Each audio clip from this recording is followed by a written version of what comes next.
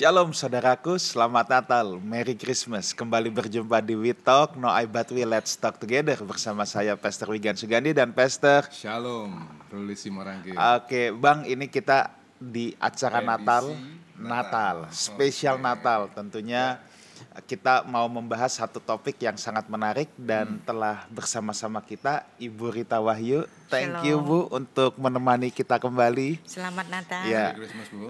Ya, Selamat sebab Natal, nih Bang, Pastor Wigan, Pastor Ruli. yes, pada kesempatan ini kita mau membahas satu topik yang sangat seru Bang, ya. Tetapi sebelumnya kita mau menyapa dulu. Sekali lagi saya ucapkan selamat Natal, Merry Christmas buat setiap saudara yang menyaksikan acara ini. Mari kita belajar bersama karena saya pun yakin saya pun akan belajar banyak pada kesempatan ini. Bang, kita langsung to the point aja karena waktunya tidak banyak ya. Ini kita mau ngomongin di edisi Natal ini tentang Natal. Ya. Kalau hari ini kita tanya sama Mbah Google, ya. Kalau kita tanya sama Mbah Google nih, kita ketik tentang Natal di Google, maka 90%, mungkin lebih dari 90% isinya Natal itu berasal dari paganisme atau dari penyembahan dewa matahari. Oke, ya. Di mana orang itu sekarang ya Google itu dalam tanda petik kayak Tuhan, tanya apapun sama Google. Iya. Dan memang kadangkala ada banyak yang benar juga. Ya kalau cari tukang bakmi, tukang bakso, tanya alamat Google Ketemu paling lah tahu. pasti. Iya. Tapi sekarang kalau orang tanya Natal nih Bang, waduh ini begitu kita ketik langsung keluarnya Natal itu Soul dari Infinity. hari penyembahan Dewa Matahari. Matahari. Sehingga di orang-orang Kristen sendiri jadi banyak pertentangan nih Bang. Ya. Ada yang bilang itu nggak boleh. Itu perayaan pagan. Itu Oke. dari kekafiran katanya gitu. Belum lagi sampai ada yang mempersoalkan orang ngomong Merry Christmas saja, kata Merry-nya aja dipersoalkan sampai. Nah, ya, jadi ini ada banyak pertentangan. Justru pada kesempatan ini kita mau mengulik Bang. Yes. Kita mau mengulik sebenarnya gimana sih dari sudut pandang tradisi Yahudi, terus kemudian dari kekristenan harusnya angle kita tuh gimana. Nah, sebelum kita tanya langsung ke Ibu Rita, Abang mau tambahin sesuatu dulu nggak? Iya, kalau hari ini tema Natal, tema We Talk tuh judulnya adalah Natal Pagan, tanda tanya. Iya. Tentunya kami ini nggak bermaksud untuk membuat judul acara kami ini menjadi suatu polemik. Iya. Seperti Pastor Wigan sudah sangat tepat tadi sampaikan bahwa maksud kita adalah membuka wawasan. Nah, ketika kita bicara tentang sejarah, ya ketika kita bicara tentang sejarah, selalu akan ada angle-angle atau cara pandang yang berbeda dari masing-masing pelaku sejarah. Katakanlah misalnya sejarah tentang kelahiran saya. Ini angle-nya akan beda-beda, akan bisa dilihat dari orang tua saya punya cerita. Orang tuanya orang tua saya juga punya cerita, masing-masing punya cerita terhadap satu sejarah kelahiran saya, gitu kan. Begitupun dengan sejarah Natal, pasti akan ada banyak angle. Nah, selama ini mungkin kita udah dengar angle yang berasal dari budaya Barat. Hari ini kita mau belajar tentang angle yang terambil dari budaya Yahudi. Iya. Bukan apa-apa, untuk memperkaya wawasan kita. Sehingga kita akan memiliki kemampuan untuk menikmati Natal dengan macam-macam sudut pandang. Itu loh Dan maksudnya. of course tentunya bagaimana sikap orang percaya, sikap orang Kristen dalam memaknai Natal. Nah, jadi dengan wawasan yang luas, terus kita punya cara untuk Kita bisa menikmati berpositioning. Natal. Ya. Ya. Oke, langsung aja nih Abang Ya. ya. Oke. Kita mau tanya sama Ibu Rita ya, sebagai narasumber yang seringkali memperkaya wawasan kita, khususnya ketika kita kaitkan dengan perjanjian lama atau tradisi Yahudi. Bu, sebenarnya gimana sih Bu dalam sudut pandang Ibu nih kalau tentang Natal ini, melihat polemik-polemik yang ada? Saya mau mengatakan kepada Anda semua, Natal bulan Desember, Natal 25 Desember adalah suatu peringatan yang Yahudi banget. Jadi bukan dari budaya Barat, bukan dari pagan, tetapi hal yang sangat Yahudi. hal yang sering ditanyakan oleh orang-orang. Apakah ada dasar alkitabiahnya untuk merayakan Natal? Di mana ayatnya boleh merayakan Natal? Enggak ada tuh. Nah, saya akan membacakan atau Pastor Wigan akan membacakan 2 Timotius 2 ayat 8. 2 Timotius 2 ayat yang ke-8. Ingatlah ini, Yesus Kristus yang telah bangkit dari antara orang mati, yang telah dilahirkan sebagai keturunan Daud, itulah yang kuberitakan dalam Injilku. Ya. Jadi inilah dasar kita untuk memperingati kelahirannya, bahwa dalam 2 Timotius 2 ayat 8 di sini ini adalah bagaimana cara Rasul Paulus itu untuk memberitakan Injilnya. Yang pertama adalah bicara tentang kebangkitannya, yang kedua bicara tentang kematiannya, yang ketiga bicara tentang kelahirannya. Anda nggak akan bisa memberitakan tentang kebangkitannya saja tanpa kematiannya. Kalau orang itu pernah mati dan bangkit, pasti dia pernah lahir. Pernah lahir. Yang artinya di sini kelahiran, kematian, kebangkitan menjadi satu paket dalam pemberitaan Injil kita. Jadi apabila kita memperingati Natal, itu adalah dasarnya ada di 2 Timotius 2 ayat 8 ini. Pastor Wigan. Yeah. Jadi kita punya dasar untuk memperingati Natal. Satu lagi. Yeah. Di Alkitab itu mengatakan tidak ada yang menyuruh bahwa kita itu untuk merayakan Natal. Natal itu cuma tradisi. Iya betul. Natal itu tradisi. Memang tradisi, tapi apakah semua tradisi itu jahat? Enggak. Apalagi Natal itu adalah tradisi yang tradisi dari surgawi, bahwa ketika Allah itu inkarnasi ke bumi, ada tradisi nyanyi-nyanyian. Dan siapa yang menyanyi? Para malaikat. Kita baca ayatnya. Lukas 2 ayat 13 sampai 14. Lukas 2 ayat 13 ya. Sampai 14. Dan tiba-tiba tampaklah bersama-sama dengan malaikat itu sejumlah besar bala tentara sorga yang memuji Allah. Katanya, kemuliaan bagi Allah di tempat yang maha tinggi, dan damai sejahtera di bumi di antara manusia yang berkenan kepadanya. Ya, jadi apabila kita bersuka bernyanyi ketika memperingati Natal, tradisi, yes. Tapi ini tradisi sorgawi. Iya. Pastor Wigan. Bu, tadi saya tertarik, Ibu sempat bicara sekilas bahwa Natal itu justru tradisi Yahudi. Nah ini nih Bang, ini sementara banyak orang bilang ini pagan, sekarang Ibu Rita malah bilang ini tradisi Yahudi. Ya. Nah ini gimana nih Bu? Nah sebenarnya tuduhan pagan, Natal itu pagan, sebenarnya baru terjadi pada abad ke-18 oleh seorang teolog Jerman, yaitu Paul Ernst Jablonski, pada abad yang ke-11, ke-18. Dan dari sinilah bertubi-tubi dimulainya tuduhan Natal itu pagan yang dimulai dari Kaisar Aurelius pada abad ke-4. Nah, Anda tahu bahwa Natal 25 Desember adalah pagan, itu nggak ada catatan sejarahnya. Kecuali tuduhan yang berasal dari seorang yang bernama Paul Ernst Jablonski. Dan kemudian tuduhan ini terus menerus disuarakan hingga hari ini. Padahal kalau kita membaca dalam catatan-catatan bapak-bapak gereja maupun dalam catatan-catatan dokumen paling tua dari gereja purba, semuanya menulis bahwa Natal itu terjadi pada tanggal 25 Kislev, bulan Ibrani Kislev, tahunnya tahun 3757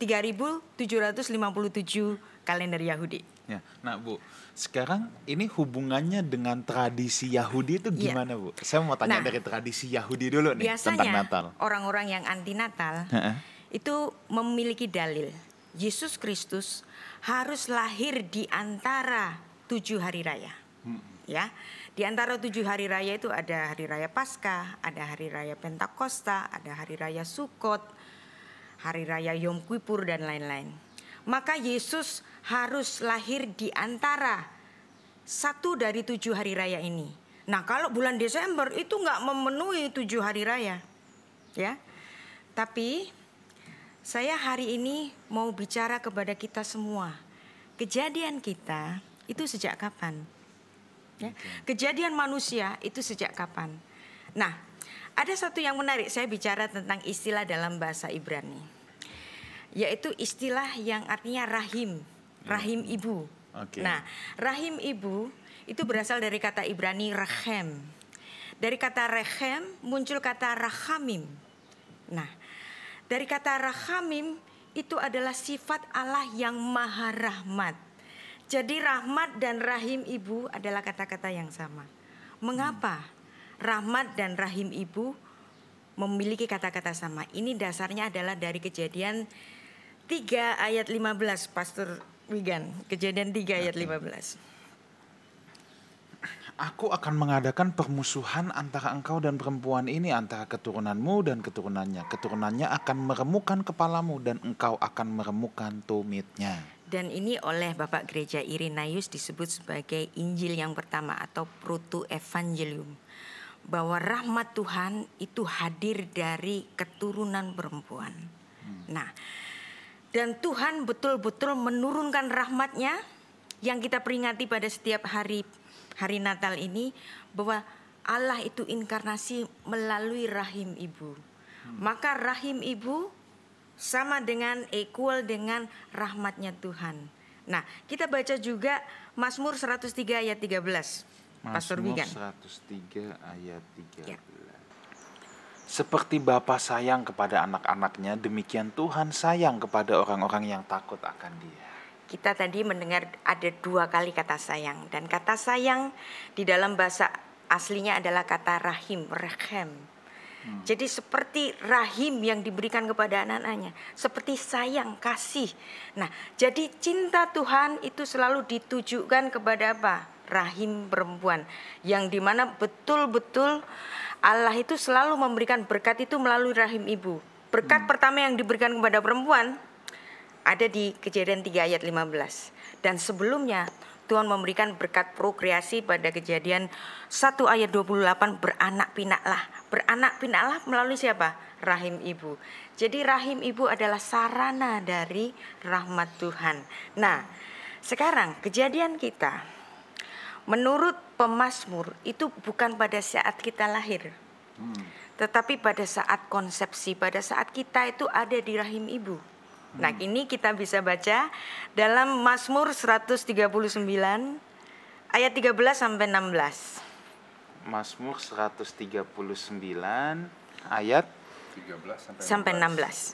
Sebab engkaulah yang membentuk buah pingganku, menenun aku dalam kandungan ibuku. Ya, oke. Aku Dan bersyukur kepadamu oleh karena kejadianku dahsyat dan ajaib apa yang kau buat, dan jiwaku benar-benar menyadarinya. Tulang-tulangku tidak terlindung bagimu ketika aku dijadikan di tempat yang tersembunyi dan aku direkam di bagian-bagian bumi paling bawah.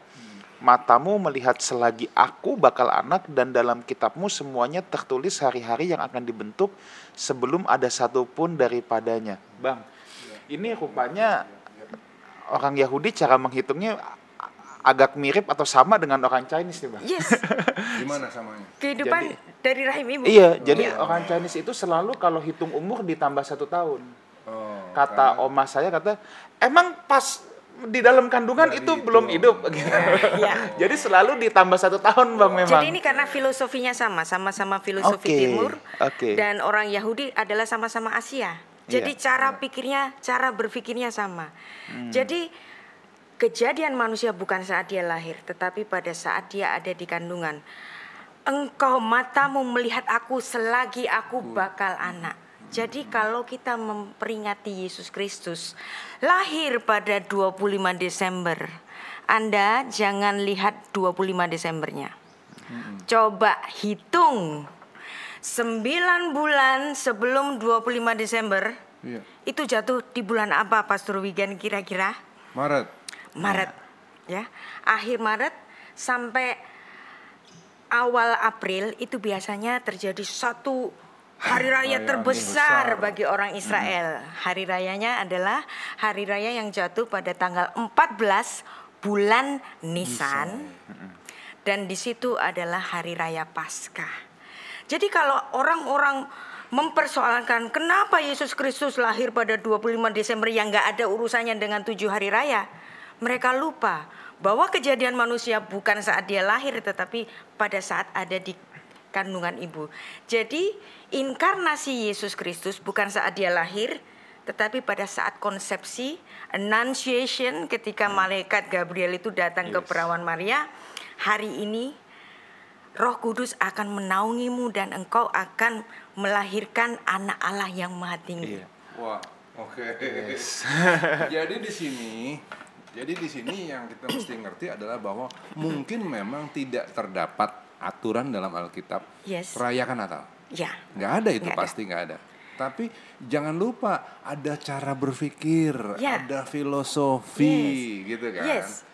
Alkitab nggak pernah loh bicara tentang boleh nggak boleh untuk orang-orang yang udah dewasa ya. Nggak ada boleh nggak boleh. Sebaiknya bikin begini, sebaiknya bikin nggak begitu, nggak ada. Karena orang-orang itu udah punya cara berpikir, udah bisa filosofis. Dan ini ada di catatan Bapak Gereja Tertullianus dari Kartago abad kedua, bahwa konsepsi itu terjadi pada tanggal 25 Maret yang bisa kita bayangkan itu equal dengan hari raya Paskah. Dan kalau kita membaca, saya membaca ada satu catatan dari buku tradisinya orang Yahudi dalam Rosh Hashanah 11a.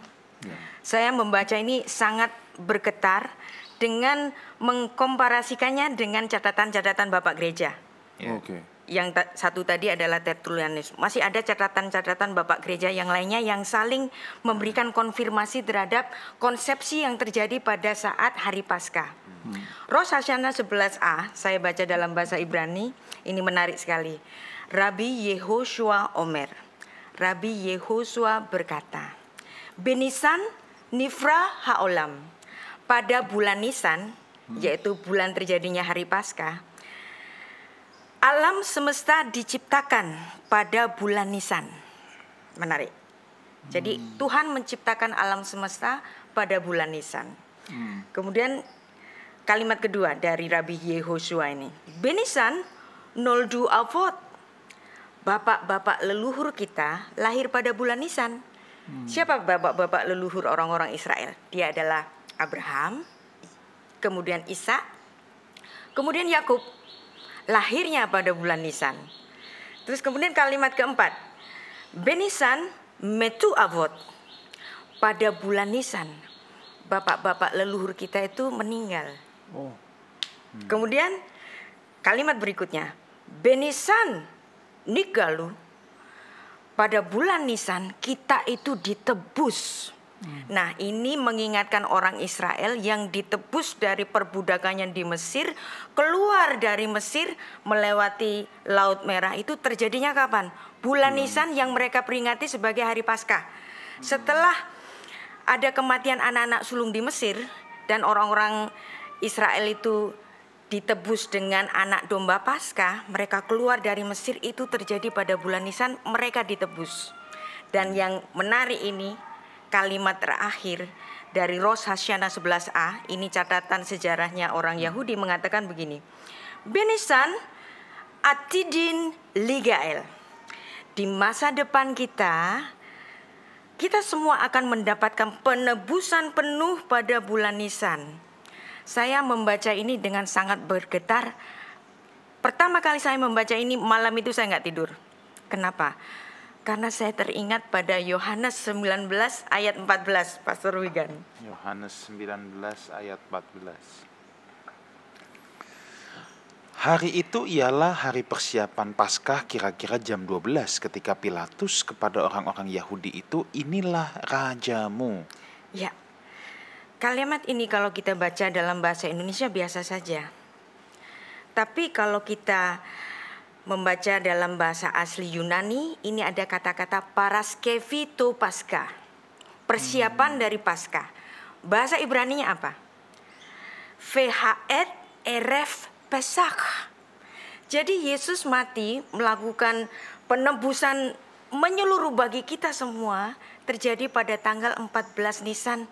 Bukankah ini sama seperti yang ditulis dalam kitab tradisinya orang Yahudi, Rosh Hashanah 11a? Bahwa ternyata semua terjadi pada bulan Nisan. Nah, orang Yahudi itu percaya orang-orang penting mereka, kelahiran dan kematiannya itu tanggalnya sama. Jadi kalau Yesus mati pada 14 Nisan, pastilah konsepsinya juga terjadi pada 14 Nisan, dan itulah yang dicatat oleh Bapak Gereja Tertullianus pada abad kedua.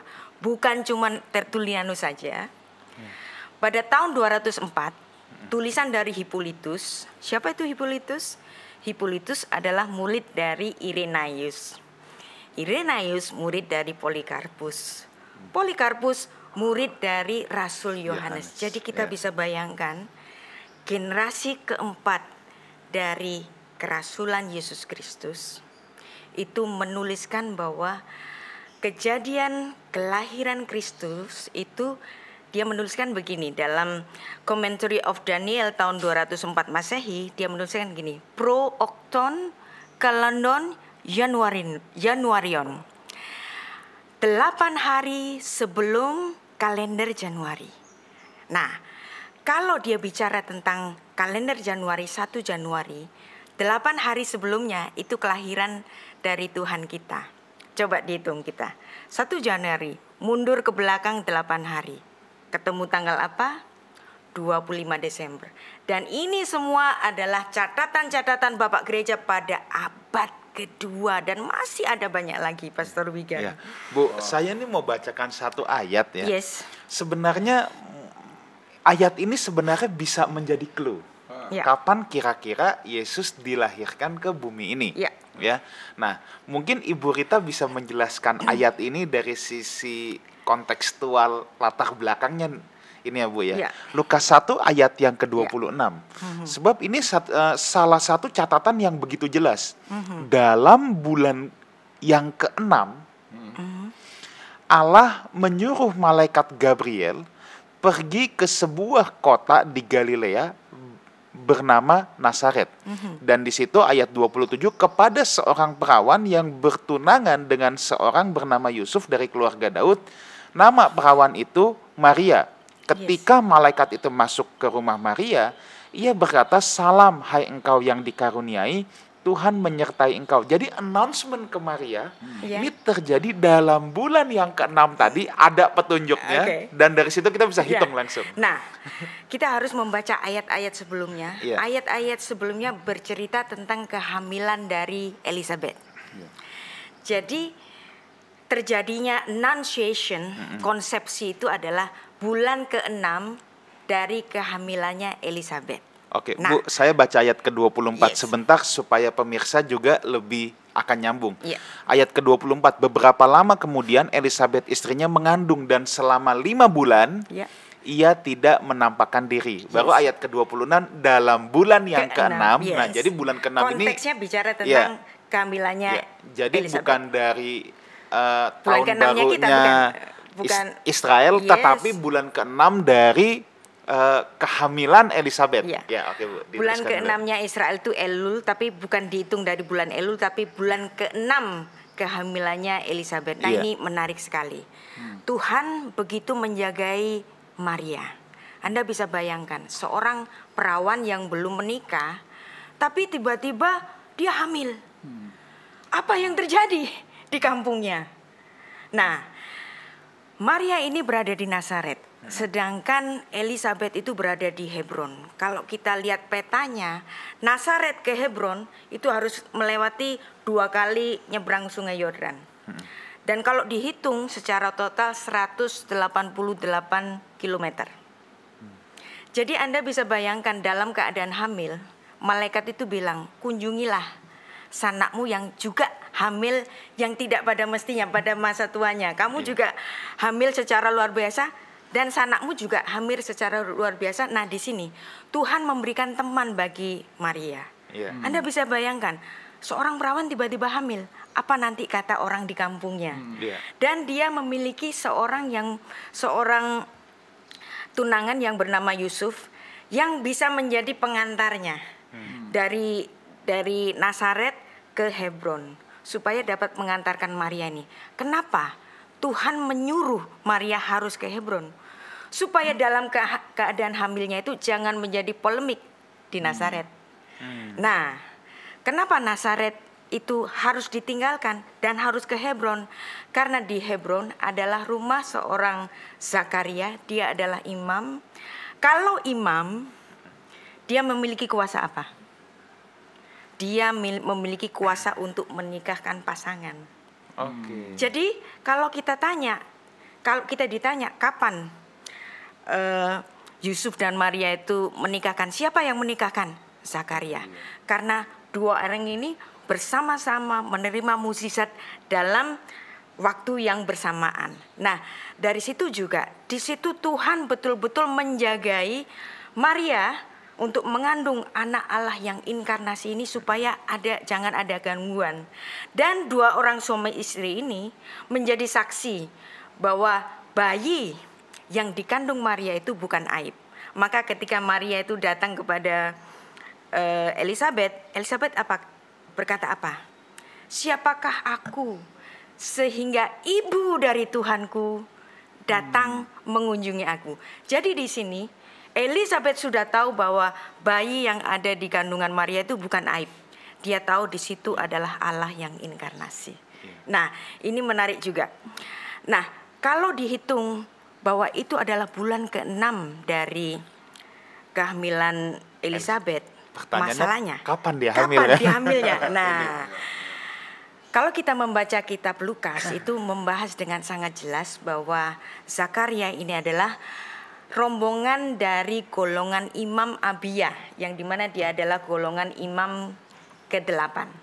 Nah, golongan imam yang pertama yang mendapatkan jadwal piket itu adalah Yoyarif, seperti yang ditulis dalam 1 Tawarik pasal 24. Nah,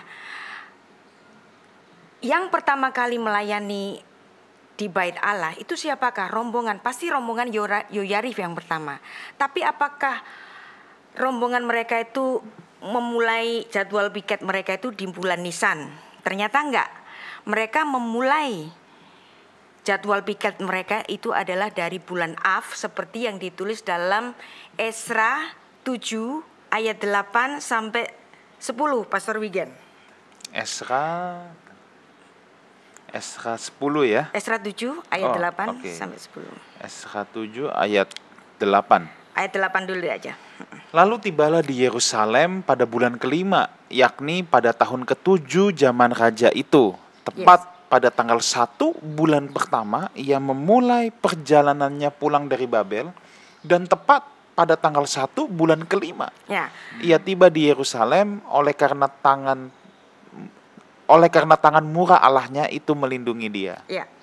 Jadi artinya rombongan piket seperti yang ditulis dalam 1 Tawarik 24 dimulai dari Imam Yoyarif pada bulan Av, karena di situ pertama kali orang Israel nginjak di tanah perjanjian kembali mengadakan ibadah di sana. Dan ini bisa juga kita konfirmasi dalam kitab tradisinya orang Yahudi dalam Ta'anit 29a, ketika Bait Allah itu runtuh tahun 70 Masehi, itu terjadi pada tanggal 9 bulan Av, bulan yang sama.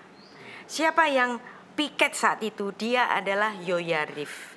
Nah, kalau memang bulan Av itu adalah bulannya Imam Yoyarif, maka rombongan piket yang ke-8 Zakaria ini dapat kita perkirakan bahwa saat dia melayani di Bait Allah untuk menyalakan ukupan itu terjadi pada kira-kira bulan September Oktober pada sekitar Hari Raya Sukkot. Yang artinya di situ adalah bulan pertama dari kehamilan Elizabeth. 6 bulan berikutnya masuk ke bulan Romawi kita itu seperti bulan Maret. Nah, jadi bapak-bapak gereja di sini betul-betul menulis secara cermat dari perhitungannya yang juga dikonfirmasi dari Esra 7 ayat 8 tadi, Pastor Wigan.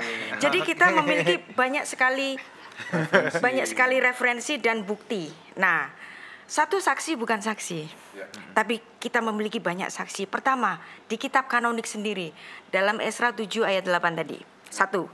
Yang kedua, dalam kitab tradisinya orang Yahudi, yaitu Ta'anit 29a yang mengatakan ketika Bait Allah itu runtuh pada bulan Av, tanggal 9 yang sedang melayani bait Allah itu adalah rombongan orang-orang dari Imam Yoyarif.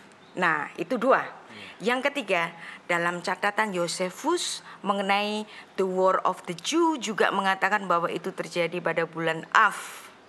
Dan kita memiliki banyak sekali referensi untuk mendukung bahwa Yesus betul-betul lahir pada bulan Desember. Saya simpulkan dulu nih Bang ya, supaya nggak pusing. Jadi kalau kita lihat dari Lukas 1 ayat 26 tadi, pada bulan ke-6. Bulan ke-6, Lalu kehamilan Elizabeth. Elizabeth. Lalu kita tarik dari piketnya Zakaria yang ya, merupakan rombongan Abia. Rombongan Abia itu kemungkinan sekitar bulan September.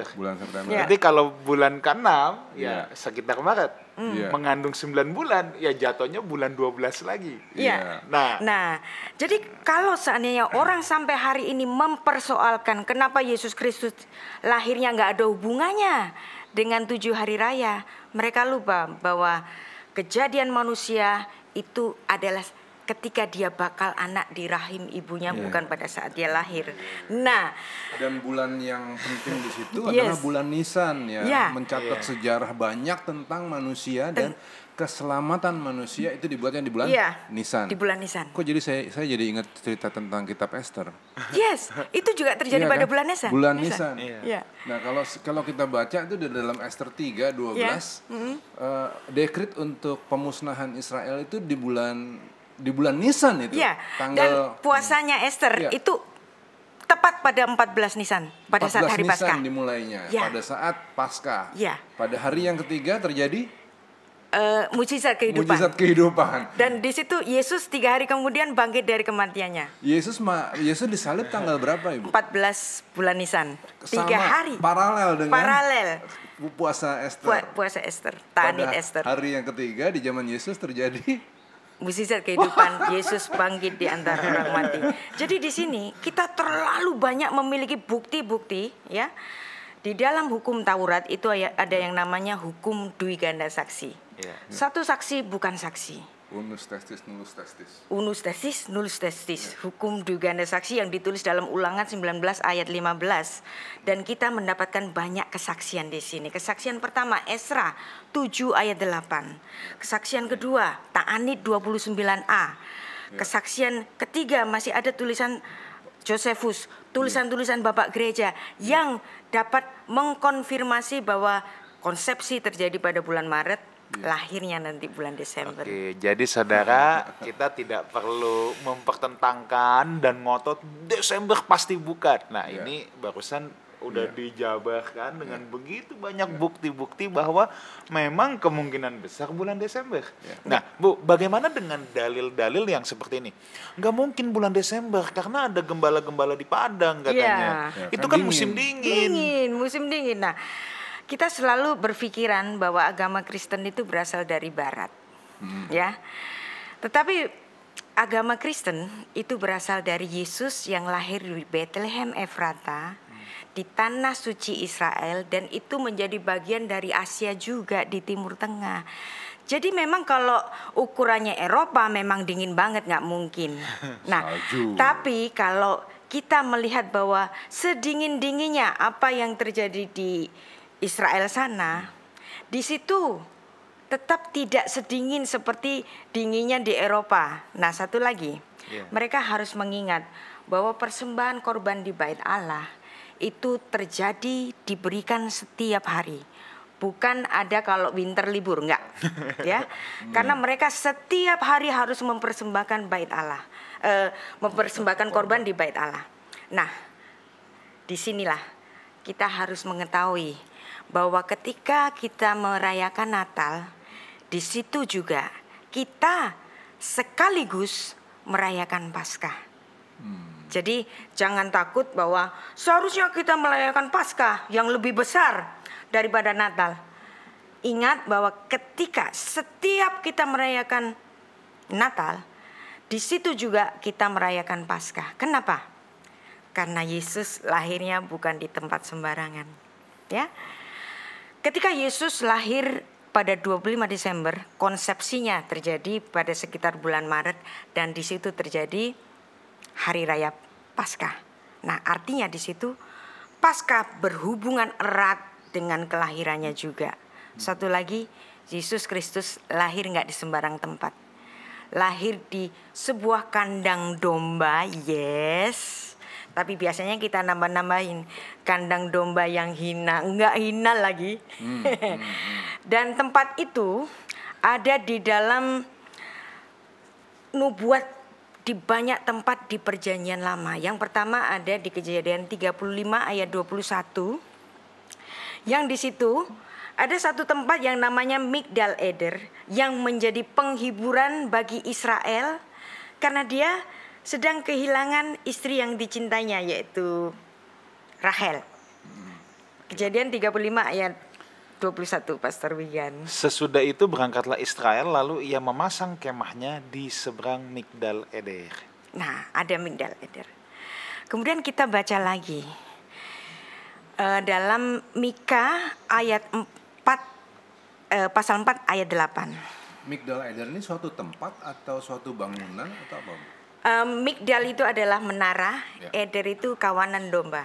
Menara kawanan Jadi domba. ini arti harfiahnya menara kawanan domba yang nanti di kemudian hari ketika bait Allah itu didirikan oleh Salomo, Migdal Eder ini menjadi tempat yang khusus, menjadi tempat yang suci untuk memasuk seluruh korban-korban yang diberikan di bait Allah. Jadi di sanalah Israel memasang kemahnya Yes. di seberang bangunan tempat kawanan domba ini. Iya, betul. Oke, tadi lanjut Pastor Wigan. Dan engkau, hai menara kawanan domba, hai bukit putri Sion, kepadamu akan datang dan akan kembali pemerintahan yang dahulu kerajaan atas putri Yerusalem. Nah, dan kalau kita membaca Kejadian 35 ayat 21, Mika 4 ayat 8 dan terakhir Mika 5 ayat 1.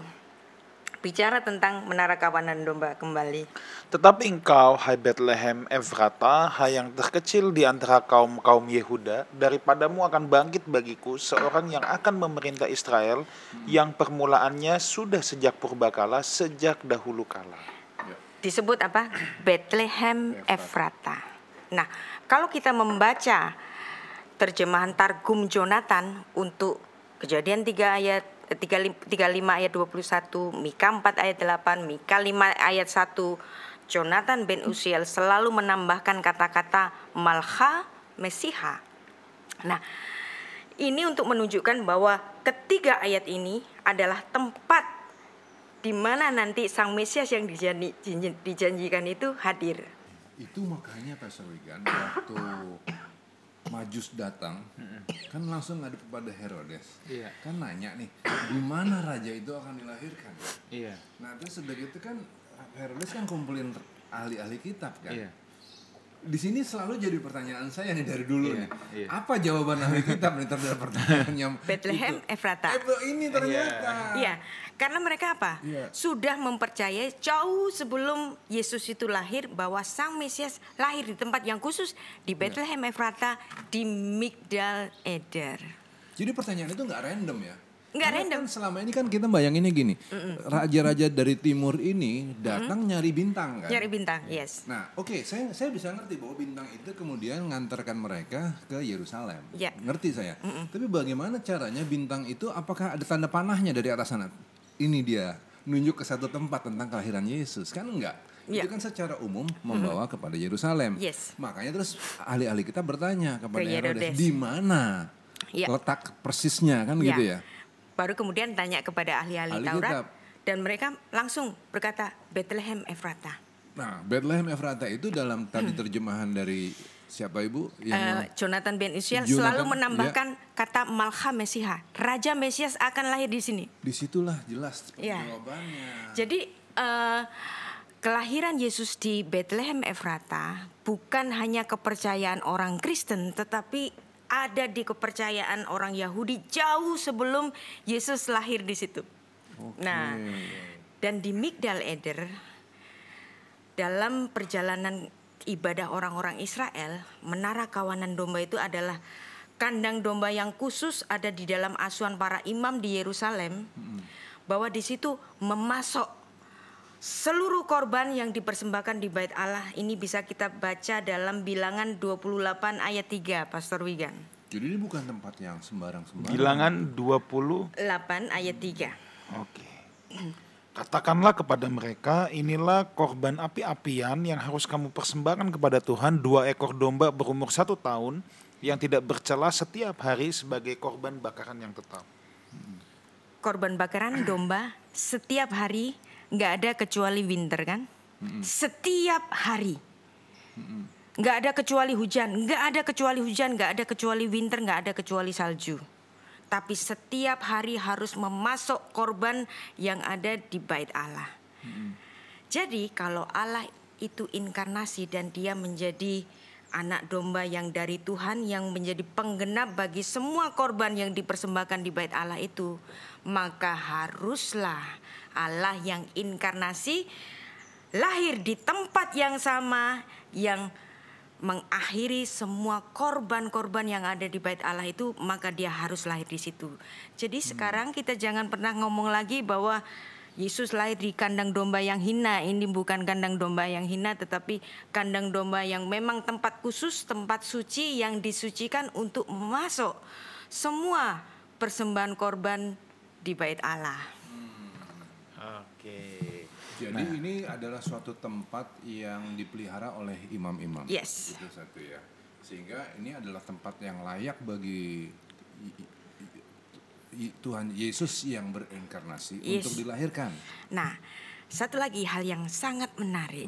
Ada seorang yang langsung lurus menunjuk ke hidungnya Yesus. Inilah anak domba yang menghapus dosa dunia. Nah, siapakah yang menunjuk ke hidungnya Yesus itu? Dia adalah Yohanes Pembaptis. Kita ingat lagi dong apa yang ditulis dalam kitab Lukas pasal 1 itu, bahwa Yohanes Pembaptis dia adalah putra dari Elisabet dan Zakaria, yang dimana kedua orang tuanya menjadi saksi hidup kelahiran dari Allah yang inkarnasi, dan Elisabet sendiri menyebut kepada Maria, siapakah aku sehingga ibu dari Tuhanku datang mengunjungi aku, ibu dari Tuhanku, ibu dari Allah yang inkarnasi. Dan tentu saja Yohanes Pembaptis tahu bahwa kelahiran Yesus nggak di sembarangan tempat, tapi di Migdal Eder, sehingga dalam Yohanes 1 ayat 29 dia secara lurus menuju ke hidungnya Yesus. Menarik sekali ayat ini, Pastor Wigan. Yohanes 1 ayat 29. Yohanes 1 ayat yang ke-29. Pada keesokan harinya Yohanes melihat Yesus datang kepadanya dan ia berkata, lihatlah anak domba Allah yang menghapus dosa dunia. Jadi ini tidak out of nothing tiba-tiba ngeklaim, enggak. Ini ada runutan sejarahnya dan kemudian disimpulkan oleh Yohanes Pembaptis bahwa memang Yesus adalah anak domba yang dari Tuhan yang menghapus dosa dunia. Kelahirannya sangat khusus, ada di Migdal Eder. Maka setiap kita merayakan Natal yang Yesus itu lahir di Migdal Eder, maka sekaligus pula kita memperingati kematiannya. Bahwa dengan lahirnya di Migdal Eder, maka pastilah Yesus itu nanti akan mengakhiri semua korban-korban yang dipersembahkan di bait Allah itu. Oke, Bang ya. Jadi kita sudah tidak perlu memperdebatkan atau merasa kalau kita merayakan Natal itu dewa matahari. Enggak ya? Enggak. Ternyata secara tradisi juga memang kemungkinan besar, dan bahkan kita bisa lihat bahwa Yesus memang lahir di bulan Desember. Yes. Ya. Nah, sekarang pertanyaannya, jadi gimana sih kita merayakan Natal gitu? Ya. Ya. Kan ada yang bilang tidak boleh meriah sebab Yesus dilahirkan atau datang dengan keadaan hina, jangan bermewah-mewahan dan lain sebagainya. Tapi ada satu kutub lagi yang bilang harus mewah. Sebab kalau dibilang kemewahan Natal itu pemborosan, ingat peristiwa Yudas yang berkata kepada perempuan yang mengurapi kaki Tuhan Yesus, untuk apa pemborosan ini? Justru itu yang ditentang. Nah, ini gimana nih, Bang? Jadi seolah-olah kalau ngerayain Natal itu jadi mewah-mewah gitu. Ya, ada yang harus sesederhana mungkin, ada yang harus semewah mungkin. Yang sederhana ngeliat yang mewah langsung dihakimi, yang mewah juga ngeliat yang sederhana juga alergi. Aduh, oke. Ini kan the way orang percaya merayakan Natal. Iya, iya. Tapi tadi saya juga mau nambahin dulu, Pastor Wigan. Iya. Dengan semua yang kami ungkapkan melalui Ibu Rita barusan ini, kami juga nggak mau bilang bahwa pandangan kami ini adalah pasti paling benar. Nanti jadi polemik ini, kalau begitu caranya. Kalau masih ada yang tetap mau percaya bahwa itu adalah perayaan pagan, ya silakan. Tapi kami udah ungkapkan di sini secara jelas, dasar sejarahnya ada, dasar Alkitabnya ada, supaya dengan pengungkapan ini kita bisa lapang gitu loh, kita bisa tetap merayakan Natal dengan sukacita ya. Itu tujuan kita. Tapi kalau mau tetap ditentang begini dan begitu ya silahkan aja. Nggak masalah. Dan saya tambahkan lagi, perayaan Natal juga tidak perlu dipersoalkan karena tadi ayat sudah kita baca ya, yang di awal bahwa kebangkitan, kematian, dan kelahiran ini satu paket. Satu paket. Perlu untuk diberitakan. Betul. Jadi kita nggak perlu mencibir ini orang-orang ya merayakan Natal. Kalau tetap mau ada perbedaan ya nggak apa-apa gitu. Tapi jangan saling nyibir gitu. Untuk yang nggak mau merayakan Natal ya sudah gitu, nggak masalah. Tapi untuk yang mau merayakan Natal dengan apa yang kami ungkapkan di sini terus jadi happy ya udah juga dong. Jangan ada yang marah gitu loh. Itu maksudnya ya cara kita. Nah sekarang baru ke aplikasinya. Apakah Natal itu harus dirayakan dengan sesederhana mungkin ataukah ini harus dilaksanakan dengan semewah mungkin? Bagaimana cara pandangnya gitu ya? Iya. Oke. Mungkin dari Ibu Rita dulu. Ya, seperti yang ditulis dalam 2 Timotius 2 ayat 8 tadi bahwa kelahiran, kematian, kebangkitan adalah satu paket dan itu diperingati. Kata peringatan tentu saja nggak sama dengan kata perayaan. Tetapi kata perayaan pun tidak ada larangannya. Jadi kita yang harus menimbang sendiri apakah yang lebih patut. Kalau keadaan kita memungkinkan untuk memiliki cara memperingatinya dengan lebih daripada biasanya, kenapa enggak? Nah, kita kan bukan boleh nggak boleh, tapi patut nggak patut, baik dan tidak baik. Begitu. Saya dulu kan ada cerita tuh Bu yang tentang apa itu ya, ada anak kecil yang nggak bisa ngerayain Natal karena nggak punya korek atau apa itu kan ada kan. Jadi kan suka digambar ini dalam kartun-kartun, dalam cerita-cerita itu bahwa akan sangat sengsara kalau orang itu dalam kondisi Natal nggak bisa nikmatin gitu karena keadaan, mungkin karena sakit, mungkin karena ini dan itu. Saya terpengaruh suatu hari itu Natal, dan hari itu saya lagi bangkrutnya. Asli nggak ada uang sama sekali, dan saya waktu itu jauh dari keluarga. Jadi keinget cerita tentang wah Natal hari ini jadi nggak bisa dinikmatin, jadi sedih sekali dan selanjutnya. Pernah tuh saya kejadian begitu. Tapi belakangan saya baru sadar perayaan Natal tuh bukan mengenai seberapa kita punya loh. Perayaan Natal itu adalah seberapa kita mengerti firman Tuhan dan mensyukurinya, mengerti bahwa Yesus lahir di Migdal Eder, bahwa Yesus harus dirayakan kelahiran, kematian, kebangkitan. Ini loh yang berharga. Bukan soal ada sama keluarga, bisa aja kita nggak ada sama keluarga pada saat Natal. Tapi kalau hari itu kita ada sama Tuhan, pada saat itu kita bisa nikmatin kesendirian kita itu sama Tuhan, itu juga jadi berharga loh. Itu loh perayaan Natal. Mungkin kita nggak punya uang saat itu, so what? Mungkin saat itu kita sakit, ya berarti kalau sampai sakit banget sampai kita mati di hari Natal. Emang kenapa? Jadi ayo kita harus punya paradigma seperti itu. Jangan kepengaruh sama cerita-cerita di Anderson, cerita-cerita kartun dan lain-lain. No, Natal adalah kita. Natal adalah bagaimana kita menikmati firman. Iya. Jadi kalau saudara yang berkelebihan ya, jangan lupa berbagi justru ya. Pada saat Natal supaya orang-orang yang berkekurangan yang mau merayakan Natal juga bisa merayakannya. Ya. Dan kalau kita tadi yang seperti Pastor Ruli katakan, kita lagi nggak ada uang. Ya nggak usah juga maksain sampai ngutang-ngutang tetangga. Iya jangan gitu. Mesti beli baju baru. Aduh. Iya. Jadi nggak asik deh kayak begitu. Jadi rayakanlah sesuai dengan konteks keadaan kita. Yang penting situasi hati kita, bagaimana cara kita merayakannya, kita ada dalam sukacita. Dan yang terpenting Bang, kita harus pastikan juga nih Bang, kita mau ingetin bahwa bukan hanya kita merayakan kelahiran Tuhan Yesus, tapi Tuhan Yesus nggak pernah lahir di hati kita. Iya. Nah ini yang lebih ironi lagi. Kita rajin ngerayain kalau perlu besar-besaran, tapi Yesus sendiri nggak pernah lahir di hati kita. Ya, ada banyak hal tentang Natal yang perlu kita sorotin. Sisi lainnya lagi gini loh. Banyak orang ya yang cuman datang ke gereja tuh di hari Natal. Puji Tuhan, dia datang di hari Natal itu puji Tuhan. Tapi kehadiran di hari Natal itu sebetulnya hanya syarat sebetulnya buat banyak orang. Supaya mereka hadir dalam ibadah Natal. Habis itu pulang mabok. Ini kata Kristen napas Bang, Natal Paskah. Enggak, karena udah datang ke gereja nih. Tahun itu dia udah datang ke gereja, setelah saya pulang gereja, habis itu mabok beberapa hari. Atau mereka mau ngerayain Natal dengan cara yang gimana gitu ya, yang gimana banget. Tapi kan udah ngerayain di gereja. Jadi kayak udah pengesahan gitu loh. Dia mau bikin apa aja udah terserah deh, yang penting dia udah ke gereja. Nah, cara-cara pikir begini loh yang merendahkan Natal.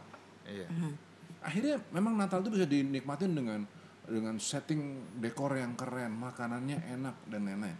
Tapi kita jadi nggak menghargai Natal. Karena cuma syarat akhirnya Natal itu. Cuman kewajiban agama doang. Begitu datang ke gereja pun dia udah lihat jam nih. Aduh, udah belum selesai nih, korbannya nggak enak lagi nih. Kan gitu kan? Ayo dong, ya kita udah tahun 2023 ini. Nah Bang, saya mau menyoroti dari angle yang lain nih Bang, tentang apa yang tadi. Memang banyak orang Kristen yang cuma datang ke gereja napas, Natal Paskah. Dia napas cuma setahun, cuma 2 kali doang. Ya, harusnya napas itu kan setiap saat. Ini cuma Natal Paskah doang. Nah, kita juga tidak perlu mencibir ya, atau memandang rendah orang-orang yang dia mah cuma datang Natal dan Paskah. Kalau saya Bang sebagai pemberita firman, justru saya mau ngajak saudara-saudara yang lebih rajin ibadah untuk mendoakan mereka supaya ketika pemberitaan firman di hari Natal itu justru jadi kesempatan mereka untuk mendengar Injil. Tapi juga begini dong. Oke, bagus lah. Membawa orang datang ke gereja dan lain-lain. Tapi ya, kita sebagai orang yang membawa orang lain ke gereja dituntut apa? Contoh hidup. Udah bagus kita membawa orang, tapi terus kalau kita nggak ngasih contoh hidup. Jangan-jangan dia tidak bawa ke gereja karena lihat kelakuan kita. Lu aja begitu, kenapa gue mesti ke gereja lagi? Wah, lebih repot lagi nih. Nah, ngomong soal Natal, kalau tadi saya ngeritik seperti tadi itu, sebetulnya saya juga nggak lagi menyalahkan Bapak Ibu, enggak. Saya lagi cerita tentang hidup saya dulu. Saya nggak menunduk orang lain, saya dulu begitu loh. Andaikan ternyata ada di antara Bapak Ibu yang sama seperti saya, yuk berubah gitu. It's okay. Oke. Bang, seru banget pembicaraan kita dan saya percaya kita semua banyak belajar. Ibu Rita, thank you so much. Sama-sama. Sudah mengisi di edisi spesial Natal ini dan jadi berkat banget, kasih kita banyak pencerahan pada kesempatan selalu ini. Pengetahuan yang baru. Bu, mungkin ada sedikit closing statement. Closing statement saya seperti yang dibuka oleh Pastor Wigan tadi mengenai orang itu selalu percaya kepada Google. Langsung buka Ensiklopedia Britannica misalnya. Kalau ngetik 25 Desember itu ada hubungannya dengan pagan. Tapi Ensiklopedia Britannica sendiri pun itu banyak kali direvisi. Kita harus membaca ensiklopedia sebelumnya juga. Karena di situ ada revisi. Ensiklopedia Britannica edisi yang ke-11 tahun 1910 pernah menulis bahwa Bapak Gereja Theophilus dari Antioquia itu sudah merayakan Natal 25 Desember pada tahun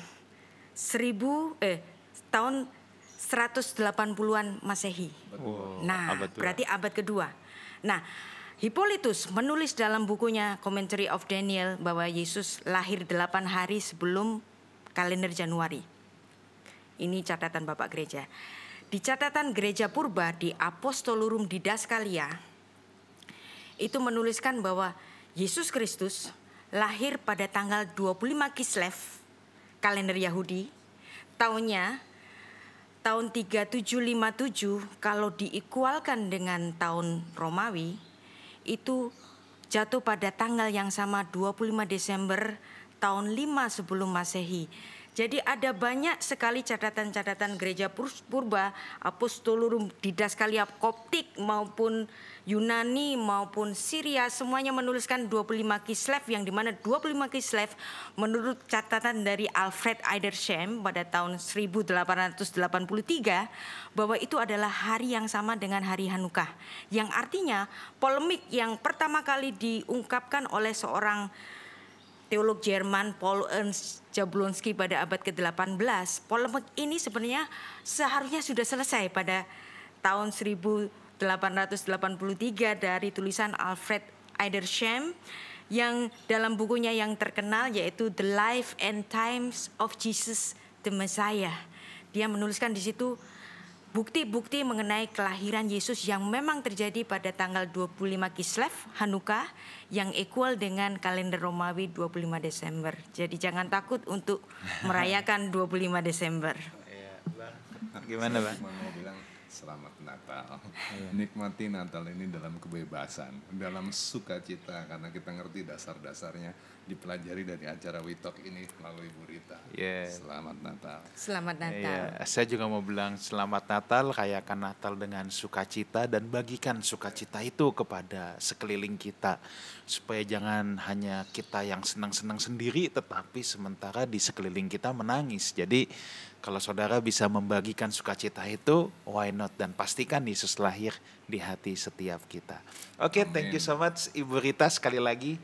Dan saudaraku, minggu depan adalah WeTalk terakhir di tahun 2022 dan kita akan ngobras kita yang terakhir minggu depan, ngobrol santai Alkitab ya, dan kita sudah sampai pembahasan kitab 2 Samuel. So next week ngobras kitab 2 Samuel masih bersama Ibu Rita lagi. Thank you Bu.